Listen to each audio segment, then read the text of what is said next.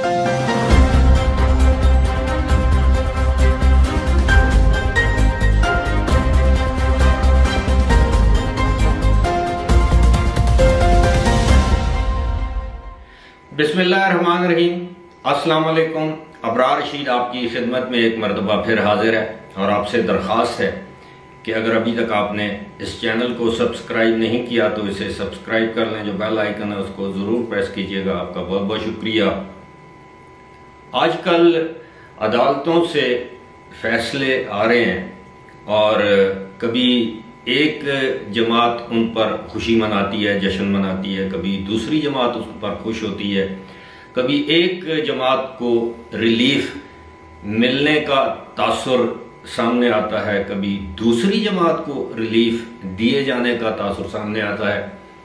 इससे पहले वाली वीडियो में आपको बताया गया था कि इमरान खान को एक मरतबा फिर एक मुकदमे में हिफाजती ज़मानत दे दी गई, लेकिन आज ही एक इंतहाई अहम फैसला सामने आया है। आपको याद होगा, आपके इल्म में होगा कि मियाँ शहबाज शरीफ वज़ीर आज़म पाकिस्तान और हमज़ा शहबाज उनके साहबजादे, उनके ख़िलाफ़ कोई 2-2.5 साल से एक मुकदमा चल रहा था, मनी लॉन्ड्रिंग का मुकदमा, और उन पर इल्ज़ाम था कि 16 अरब रुपए उन्होंने मनी लॉन्ड्रिंग की है। आज लाहौर में खुसूसी अदालत ने दोनों बाप बेटे को बरी कर दिया है, बाइज्जत बरी कर दिया है। इस मुकदमे का थोड़ा सा बैकग्राउंड आपको बताऊं, लेकिन उससे पहले अब इस फैसले के बाद पीटीआई के रहनुमाओं फवाद चौधरी और मलिका बुखारी ने ये कहा है कि जनाब ये मुल्क की अवाम के मुंह पर एक तमाचा है। तमाचा कहते हैं या तमाचा कहते हैं, बहरहाल थप्पड़ है। अब ये समझ में नहीं आता कि ये जो मुकदमा कायम किया गया था, इसमें दोनों बाप बेटा तवील अरसे तक हिरासत में भी रहे, जेल में रहे, और एक और मुकदमे में भी वो जेल में रहे, लेकिन ये मुकदमा पीटीआई के दौर में कायम किया गया था और गुज़श्ता साल दिसंबर के महीने में इस मुकदमे का चालान जो है वो अदालत में पेश किया गया, जिसके बाद मुतअद्दिद मरतबा दोनों बाप बेटा, जब हमज़ा शहबाज वज़ीर आला थे और शहबाज शरीफ वज़ीर आज़म थे, ये अपने वज़ारत आला और वज़ारत उज़्मा के दौरान भी अदालत में बाकायदा पेश होते रहे।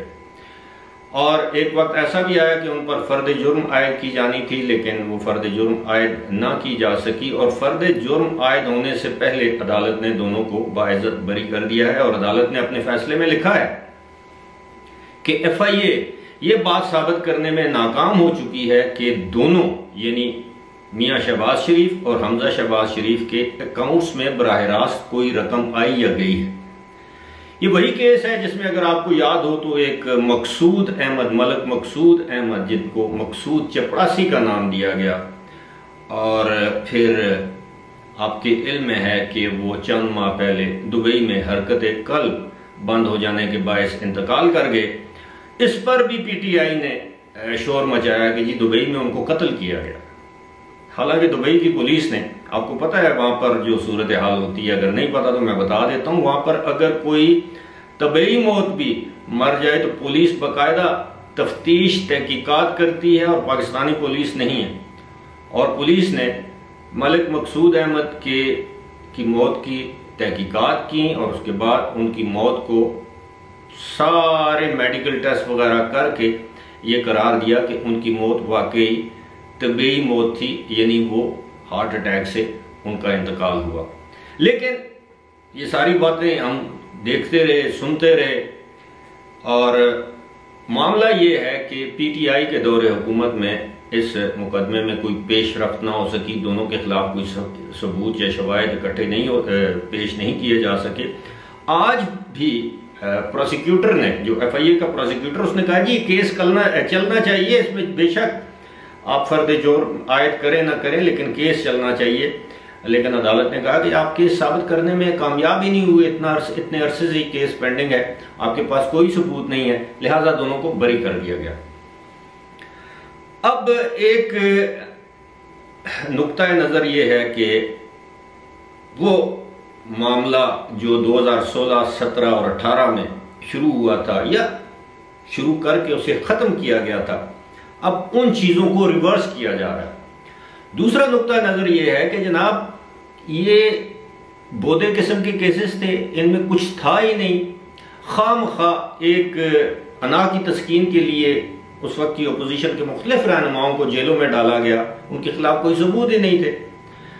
अब जबकि मौजूदा हुकूमत ये क्लेम करती है कि उनके पास मनी लॉन्ड्रिंग, फॉरेन फंडिंग के हवाले से बेशुमार शवाहिद और केसेस हैं और वो अदालत में साबित करेंगे, नहीं करेंगे तो हम भी यही हैं। लेकिन अब दूसरी तरफ यह है कि चोर मचाए शोर, उनका तो वतीरा है। मैं ये नहीं कह रहा कि अदालत ने इनको कोई रियायत दी है या नहीं दी। देखिए, अगर कोई भी आपको किसी इल्जाम में पुलिस गिरफ्तार करती है तो ये पुलिस का काम है कि वो जुर्म आप पर साबित करे जिस जुर्म के इल्जाम में आपको गिरफ्तार किया गया है। अब वो ये कहेंगे कि जनाब FIA इनके मातहत है, जनाब FIA आज इनके मातहत है, FIA तो पौने 4 साल आपके मातहत थी। वो शहजाद अकबर खुद, मिर्जा शहजाद अकबर खुद FIA को हदायत देते थे। FIA तो डायरेक्टली उनके अंडर थी, शेख रशीद के अंडर थी, इमरान खान के अंडर थी। ये वही FIA है ना जिसके डायरेक्टर जनरल यानी DG बशीर मेमन को आपने कहा कि इसके खिलाफ गद्दारी का मुकदमा बनाओ, इसको गिरफ्तार कर लो, इसकी शक्ल मुझे अच्छी नहीं लगती। मरियम नवाज को आपने गालियां दी, फिर उसने जवाबन आपको गालियां दी। ये वही FIA। तो या तो फिर आप ये तस्लीम करें कि जी FIA आपके कहे में नहीं थी, वो आपकी बात नहीं मानती थी, सुनती नहीं थी। लेकिन अगर एक जुर्म अदालत में साबित नहीं होता, आपके ऊपर बेशुमार जुराइम के जो केसेस हैं, इल्जामात हैं, तोशा खाना कह लें, मलक रियाज से अंगूठियां हीरे की, हीरे लेने, हीरों के हार लेने, जमीन लेनी। चले हीरे आप बेच सकते हैं, कोई दुबई में बेचा होगा, किसी और जगह किसी को दिया होगा। जमीन तो आज भी इस्लामाबाद में मौजूद है। वो जो 452 कनाल है या 456 कनाल है, 450 कनाल से ज्यादा जमीन है जो मलक रियाज ने आपको दी, और वो दोनों उस इदारे को दिए जिसके आप मियां बीवी दोनों ट्रस्टीज हैं, यानी इमरान खान और उनकी अहलिया बुशरा बीवी। तोशा खाना से आप घड़ियां बेच के आपने कहा मेरी घड़ी मेरी मर्जी, मेरा तोहफा मेरी मर्जी। सारी दुनिया में हमारी तजलील हुई। लेकिन अगर इन केसेस को हुकूमत साबित नहीं कर सकती तो आप भी बेगुनाह हैं। अब तक तो अदालतों से, जिसे कहते हैं ना, दिल खोल के फराख दिली से आपको इंसाफ मिल रहा है। यही पाकिस्तान की अदालतें हैं जिन्होंने आपको सादक और अमीन करार दिया था, नवाज शरीफ को नायल करार दिया था। आपने उस वक्त तो तालियां बजाई थी, ढोल पीटे थे। आज अगर वही अदालतें उनको बरी करती हैं, इसी तरह की एक अदालत ने, अगर आपको याद हो तो नवाज शरीफ, मरियम नवाज शरीफ को सजा सुनाई थी, कैप्टन सफ्तर को सजा सुनाई थी, 10-10 साल, 7-7 साल नाअहल करार दिया था, लाखों पाउंड जुर्माने किए थे। तो वो फैसला ठीक था। अब अगर कोई फैसला आए तो वो गलत है। यानी आपके सियासी मुखालिफ को कोई सजा दे दे तो वो ठीक फैसला है, बरी कर दे तो वो गलत फैसला है। या आपको अदालत किसी मामले पर आपकी सरजनिश करे तो आप जजों के खिलाफ ट्रेंड्स चलाना शुरू कर देते हैं। लेकिन आपके हक में फैसला आ जाए, जमानत मिल जाए, मुकदमा खारिज करने की या दहशतगर्दी की दफात खारिज करने का फैसला आ जाए तो आप जलसों में जजों की तारीफ करते हैं। तो ये दोहरा मेयार है और इसमें कोई शक नहीं है कि पाकिस्तान में इंसाफ का निज़ाम यकसा नहीं है, ना था ना है। मुस्तकबिल का हम कुछ नहीं कह सकते, लेकिन लोग बेवकूफ तो नहीं है। आपके ऊपर कितने इल्जामात हैं, आपकी पार्टी के ऊपर, Malam Jabba, Peshawar BRT, billion tree tsunami, पत्थर हेलीकॉप्टर केस। अब तो आप दोबारा हेलीकॉप्टर इस्तेमाल कर रहे हैं, पहले केसेस अभी खत्म नहीं हुए। और बहुत से, चीनी का स्कैंडल, दवाइयों का स्कैंडल, ये कोरोना के दौरान जो पता नहीं 12 के 13 अरब रुपया खा पी गए आपके लोग, आमिर कियानी के ऊपर दवाइयों का स्कैंडल है, चीनी का, आटे का, गंदम का, तेल का, कोई ऐसा मामला नहीं है जिस पर आपकी काबीना के या आपके उस वक्त के जो हवारी थे उन्होंने कौम को अरबों डॉलर, अरबों रुपए का टीका न लगाया हो। तो ये फोन भी बज रहा है, पता नहीं।